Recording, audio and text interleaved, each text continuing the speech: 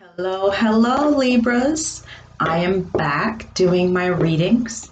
Um, I took a pretty long break, 2020. That was that was some times, I will say. So I am back, and I'm really excited to be reading for you guys again. So this is just going to be a January general reading, just to get back into things. And if you are a regular watcher, welcome back. I appreciate you. If you are new, welcome. So I'm going to start off with an animal oracle. Oh, interesting. There's like another tarot card hanging out in that deck there. All right. All right. What animal is calling to Libras for the month of January? Oh, the seal. Look at this. How cute. And there's like a rainbow there. It's so playful. All right, so let's see what this says.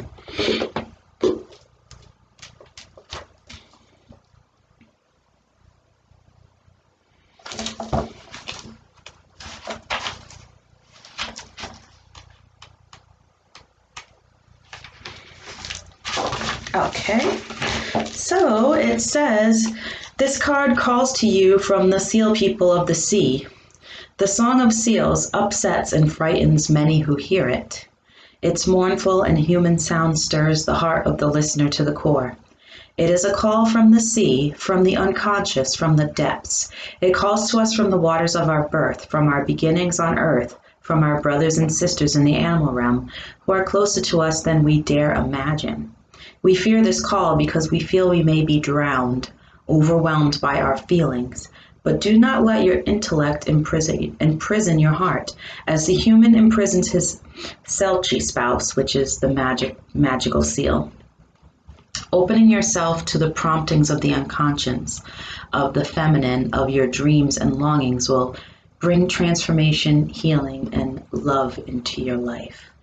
So this is really all about, facing your fears as far as really, facing what your feelings are and how they make you feel, and, the bad parts of facing the fears. But you can't get to the good parts of that. And I know that sounds strange, but there is a great outcome from facing your fears, whether it's, you have a happy ending from it, or you learn something from it and it like makes you stronger and it makes you able to deal with things easier. Facing your fears it's wonderful. And I just love how, there's darkness and everything, but there's a rainbow over here. It's like symbolizing that, that good that comes from that, right? Like somewhere over the rainbow, that's where you can go from facing your fears. I know, sounds cheesy, whatever, that's how I am. All right, so now I'm going to pull a card from the Angelic Messenger cards. This is a new deck that I got, and I like it because it just has like one word on it. So I love the idea of just getting one word to focus on, or one word that maybe it's going to pop out somewhere and you're going to be like, oh, that's that word from that reading, and maybe this is a sign, that I need to be doing this, or, it's just a synchronistic thing that happens a lot. I know I end up dealing with a lot of synchronicities, just things end up tying together, or I might see a word a lot or numbers a lot, the same numbers. So what word do we have for Libras for January? What's the focus here? Ooh, okay, so divine guidance, right? A few other signs have gotten this one as well. And divine guidance is all about following your intuition. So, if you see something repeating over and over again, that could be a sign. Like if you see like 1111, if you keep seeing that number, that's sort of like your divine guidance that you are heading in the right direction. So the more things you see that are synchronistic, or you're like, they make you think like, oh, I keep seeing this over and over again, that is like the universe telling you, hey, you're on the right path, keep going, or just some reassurance from the universe. So your divine guidance, follow your intuition, what feels right to you. Okay, so the next thing I'm going to get is, this is another new deck. It's the Chakra Wisdom Oracle, and I absolutely adore this deck. Like, it'll say one thing on the card, but it totally could mean something else. And I love the advice that I get from this, and I'm really excited that I get to share it with you. So let's see. Libra, Libra, Libra.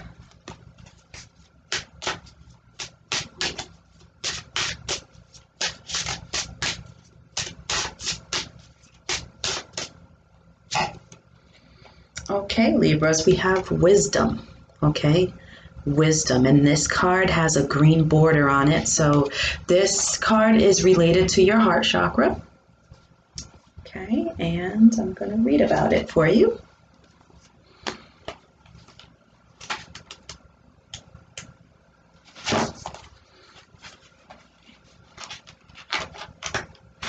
All right, so wisdom is knowing the difference between a calculated risk and stupidity.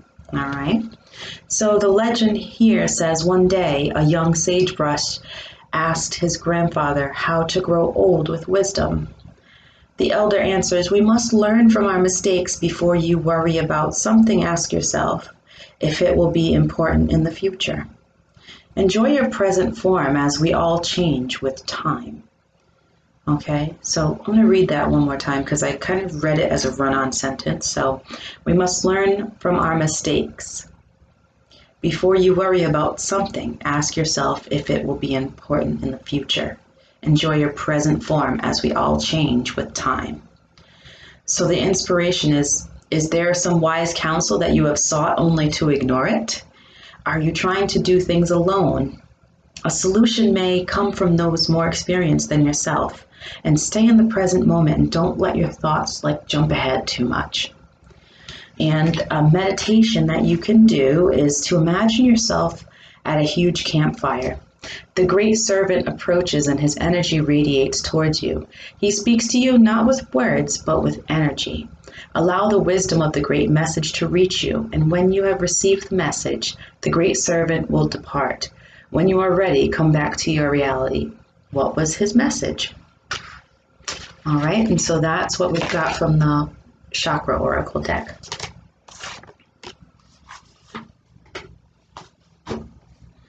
So now I'm going to pull 2 cards from my Native American Tarot deck to get the overarching energy and the underlying energy for your reading.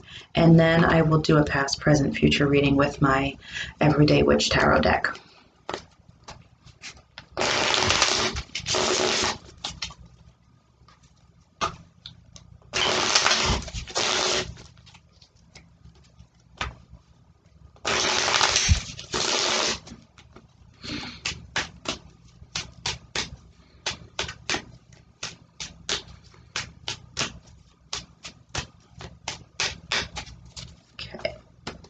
So the overarching energy is the Death card. Okay, the Death card. Now, this is Scorpio energy. This is also energy of definitive endings. You could be dealing with something in your life that has to come to an end. Of course, the Death card can mean death. You may be dealing with that around you at this time, but you could also be just dealing with a very final ending to a situation or, anything, right?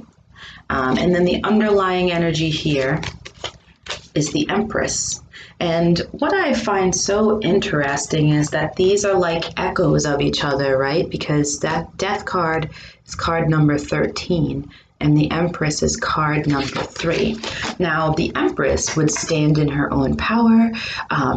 The Empress is very nurturing. The Empress has the tools to do what she needs to do, okay? And the intuition to use those tools to take care of herself and to be, just powerful, right? Just a powerful woman who is nurturing, right? That's how I see the Empress. So, you could be dealing with the death of like a matriarch in your family, or you could be, dealing with a situation that you're ending, and you are deciding, you know what?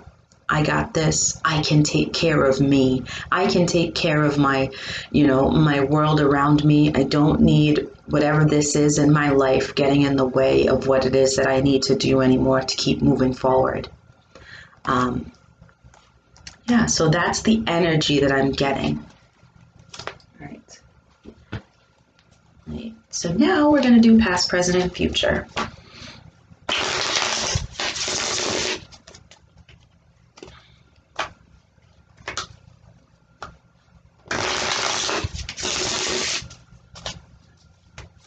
All right, so in the recent past,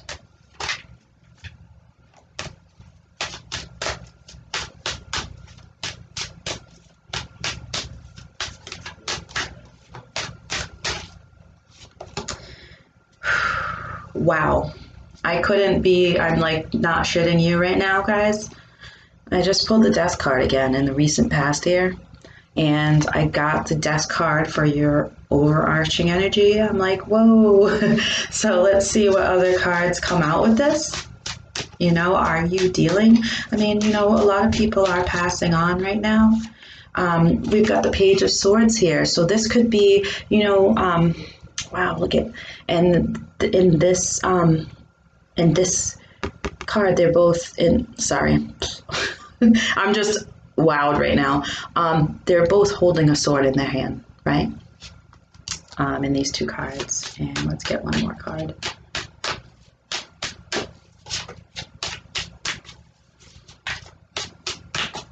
But when I see the Page of Swords, I think about, okay, so the Seven of Pentacles, this card wanted to come out.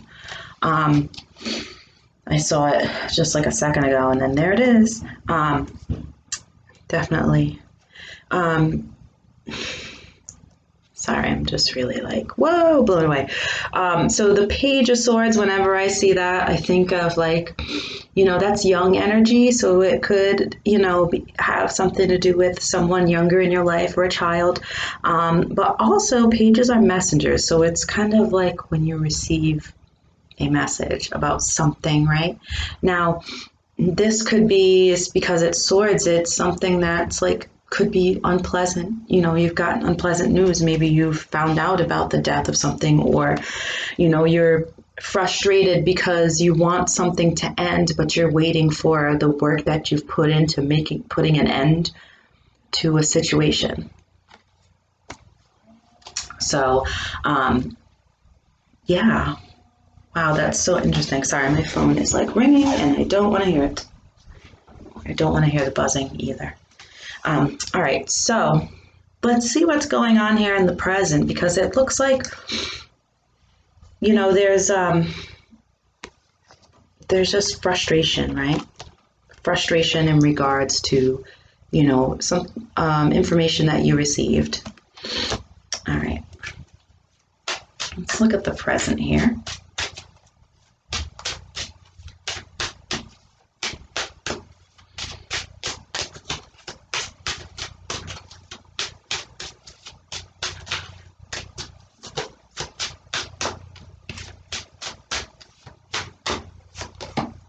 Okay, so we got the Star here in the present. The Star, that is Aquarius energy.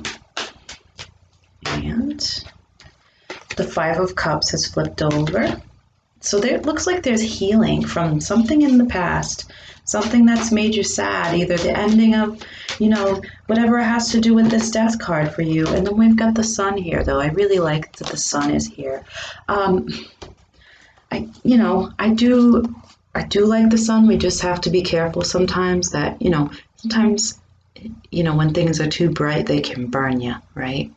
But to me, this is like, there's a situation that you are looking at and you're trying to heal it, and whether that's surrounding yourself with people that can make you feel better. That's what this looks like to me. But the star is all about healing, right? Sending that energy up, sending it down into the earth, and really just working on, what is it that I need to do, right? The star would always focus on themselves and like, how can I heal this situation? How can I make this better? What inner work do I need to do to get over whatever this is? Because with this Five of Cups, it looks like, you're still looking at what hurts you. And, behind you on that table, there's still good things there, right? And you just maybe not seeing that right now because of the emotions that you're feeling inside, which is okay, because it looks like, there are good moments sprinkled in there with this healing. Maybe you're seeking other people out and, just saying, hey, or maybe that's what you need to do, saying, hey, I'm feeling really sad and I'm having a lot of trouble with this thing that's happened in my life and I can't seem to get over it. I need people to surround me. So let's look in the near future.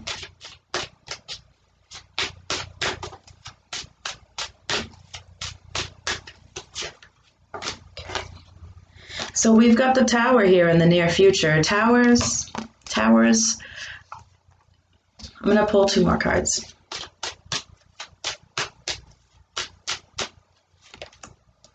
The Queen of Wands.